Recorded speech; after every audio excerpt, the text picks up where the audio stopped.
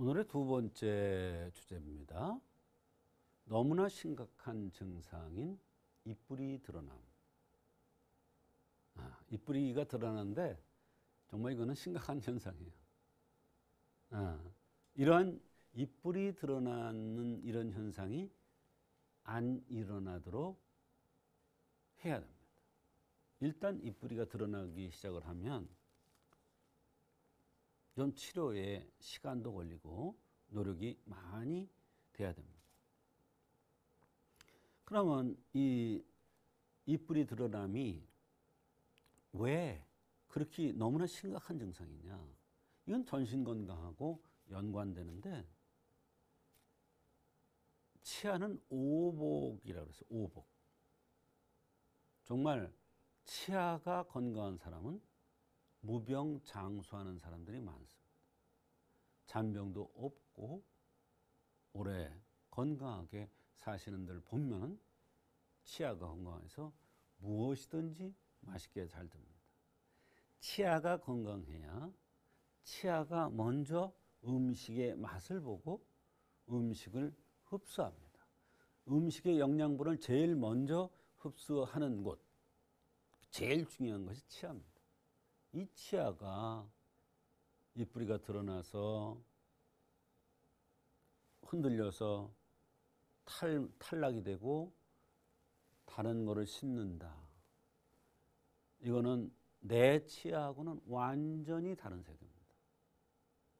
모양은 같지만 역할이 전혀 내 치아의 역할을 하지 못하기 때문에 영양분을 흡수할 수가 없기 때문에 굉장히 몸이 쇠약하죠.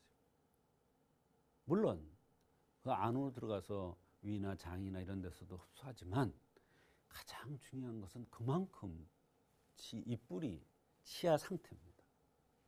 그래서 오늘 이거를 주제로 삼았는데요. 그래서 너무나 심각한이라는 것을 붙인 겁니다.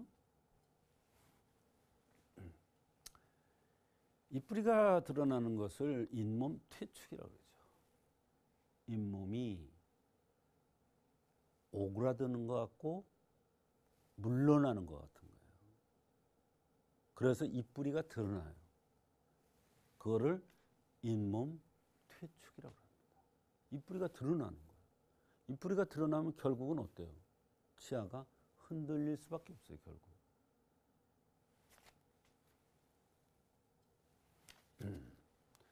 잇몸 퇴축의 치과학적인 원인, 가장 큰 원인이 치주염 같은 잇몸 질환입니다. 치주염이라는 것은 구강 내 세균 감염에 의한 염증성 질환이죠.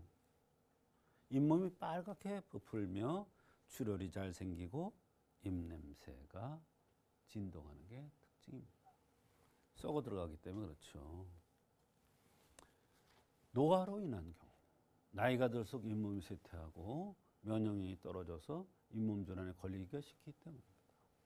그런데 노화로 인한 것이라고 했어요.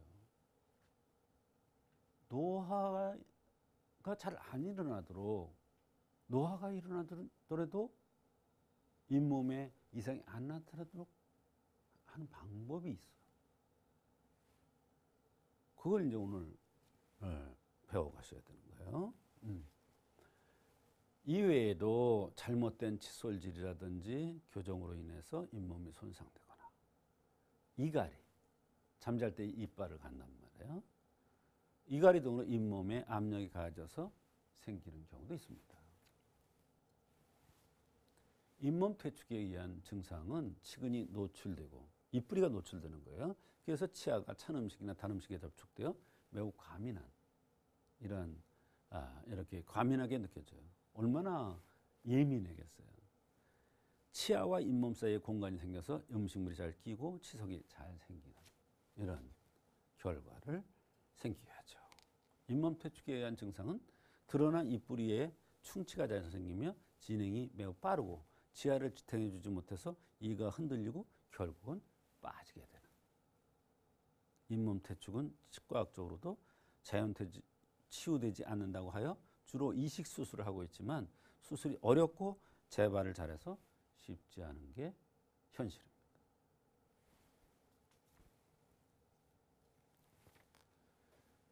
잇몸 퇴축의 한의학적인 원인과 치료, 이 치아를 뼈의 여부로 봅니다. 근데 이 뼈는 콩팥과 연관됩니다. 그래서 콩팥 기능이 약해지면 바로 잇몸 퇴축 현상이 나타난다, 이렇게 보는 겁니다. 신의 정이 충만하여 치아가 든든. 신의 정이 충만하면 치아가 든든해져요. 치아가 말른다는 얘기 혹시 들어보셨어요? 치아가 말라 들어가요. 쪼그라든단 말이에요. 그럼 어때? 이가 벌어져요. 그러면서 입뿌리가 드러나는 거예요. 그게 신정이 고갈돼서 나타나는 현상이에요.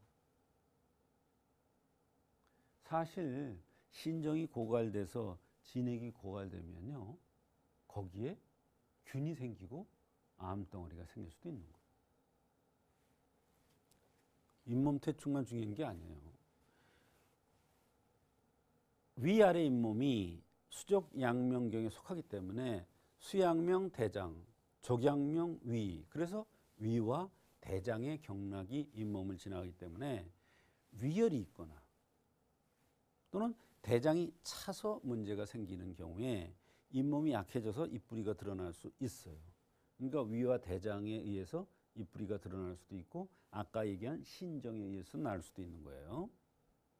이런 경우에는 잇몸을 직접 치료하는 것이 아니라 위의 열을 조절해 주거나 대장이 허한한 것을 치료해 줌으로써 잇몸이 좋아지게 해줄 수가 있어요. 그러니까 신정, 그다음에 위열, 그다음에 대장 호한. 이게 한의학적인 관점에서 잇몸 퇴축의 원인을 볼 수가 있고 그에 따른 치료가 가능하다. 체질적으로 풍열이 잘 생기는 체질, 그런 체질이 있죠. 스트레스나 음주과다. 이 음주과다가 굉장히 중요합니다. 스트레스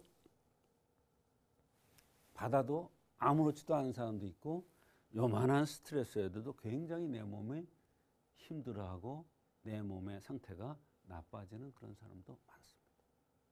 그런 사람의 경우에 이게 나타나는 거예요.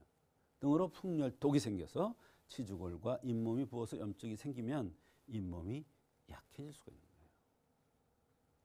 이런 경우에 풍열독을 제거해 줌으로써 잇몸 건강을 찾을 수가 있는 겁니다. 우리가 잇몸 퇴축을 막으려면 여기 고치법이라고 해놨습니다. 수양법이 뭐가 있느냐? 고치법이에요. 소금을 입에다 물고 그 소금이 다 잘게 그 다음에 그게 다 녹을 때까지 입안에서 계속 돌립니다. 혀로 돌리고 이렇게. 그러면 곳곳에 그 소금물이 다 이제 쩔잖아요. 그러면 이빨 자체도 소금물을 머금습니다. 빨아들입니다. 그런 다음에 양치질을 살살살살 합니다. 근데 소금이 굵게 있는 상태에서 하는 게 아니에요.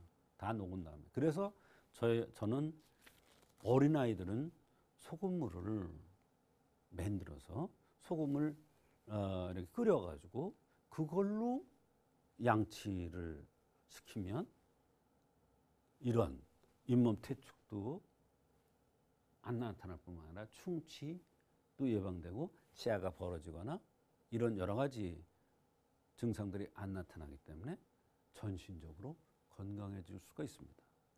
그러고 나서 치아를 마주치는 겁니다. 아래 위를. 그때 마주칠 때 세게 마주치면 안 되고 살살 이렇게 치아를 이렇게 살살 하는 겁니다. 세게 하면 안 돼요. 그것도 빨리 하면 안 되고요. 천천히 호흡에 맞춰서 해야 됩니다. 이게 고치법이 되겠습니다. 이게 잇몸 퇴축을 막아주고 치아를 건강하게 해주는 그런 방법 중에 하나가 되겠습니다. 그래서 사실은 입뿌리가 드러나는 현상은 굉장히 중요한 증상 중에 하나예요. 내 몸이 전체적으로 건강하지 못하다는 결과 중에 하나입니다.